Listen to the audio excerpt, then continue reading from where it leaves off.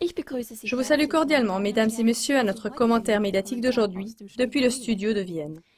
En 2013, le Comité d'action de citoyens, patrie et environnement a lancé l'introduction d'un plébiscite pour réclamer le retrait de l'Union européenne. Nous avons fait un reportage à ce sujet le 19 juillet 2013 sur CLA TV.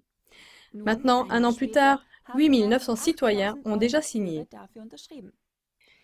Le comité d'action aimerait apporter en décembre au ministère de l'Intérieur autrichien environ 9 500 signatures de déclaration de soutien.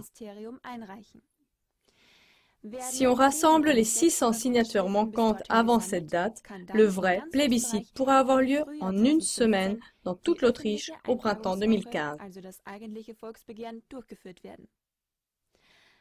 Le plébiscite est en Autriche le seul instrument démocratique direct par lequel les citoyens peuvent exiger le traitement d'une proposition de loi au Conseil national. Nous avons rendu visite à Madame Inge Röscher, l'initiatrice, et nous l'avons interviewée lors d'une de ses journées d'action à son stand à Vienne. Bonjour Madame Inge Röscher.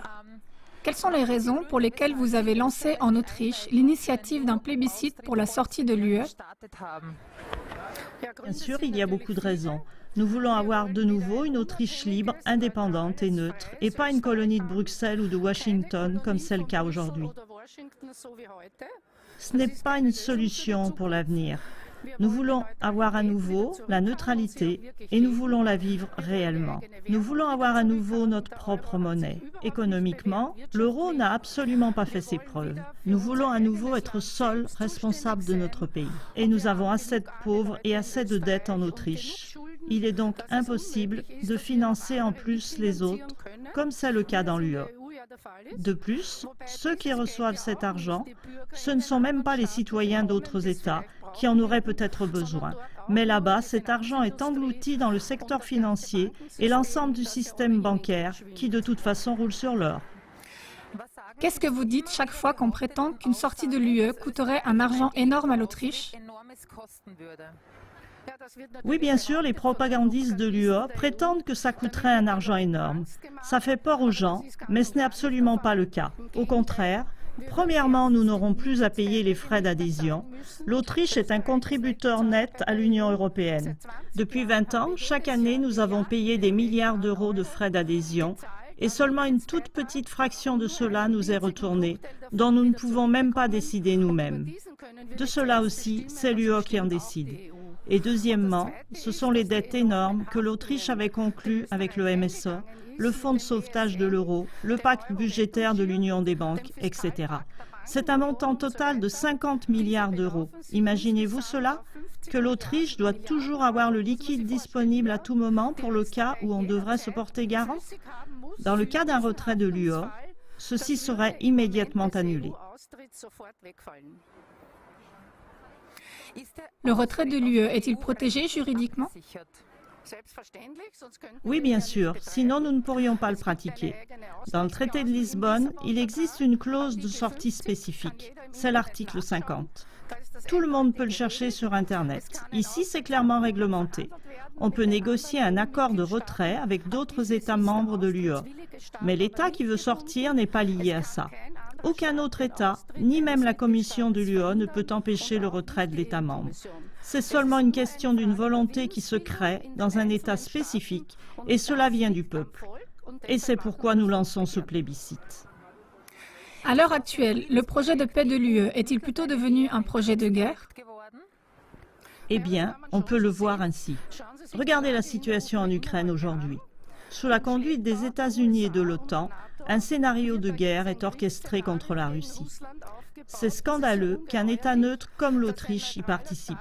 Mais il en est ainsi tant que nous faisons partie de l'UE. De même que nous faisons partie de l'armée européenne et que nous sommes co-responsables pour les sanctions contre la Russie qui ne sont absolument pas légitimées par le droit international. Pourquoi tous les Autrichiens devraient-ils signer la déclaration du soutien pour le retrait de l'UE? Pour les raisons que je viens de donner, mais il y en a encore d'autres. Par exemple, en particulier, le génie génétique qui nous est imposé en douce par l'accord de libre-échange de l'UE avec les États-Unis et le Canada. L'UE est une communauté de l'énergie atomique. Elle est en faveur du nucléaire. Or, l'Autriche a voté contre. Donc, il y a vraiment beaucoup de raisons pour signer ce plébiscite dès que possible, car le délai expire maintenant fin novembre. Il ne nous reste qu'à encourager tout le monde à signer le plébiscite avant fin novembre au bureau municipal ou pour les habitants de Vienne au bureau de circonscription judiciaire. Merci beaucoup, Madame Ingeroscher, pour cette interview. Chers téléspectateurs d'Autriche, si vous êtes d'accord avec les arguments et les raisons développées dans l'interview, vous pourrez imprimer et signer la déclaration de soutien que nous vous proposons. Vous trouverez d'autres informations avec une description détaillée des arguments pour un retrait de l'Union européenne et la déclaration de soutien sous le lien suivant: www.eu-austritz-volksbegehren.at. En outre, vous trouverez d'autres aspects de la lassitude que ressentent beaucoup de citoyens par rapport à l'Union européenne dans nos rubriques des décrets de l'UE et la série suisse sur le zappement des droits populaires. Ces rubriques sont seulement en langue allemande.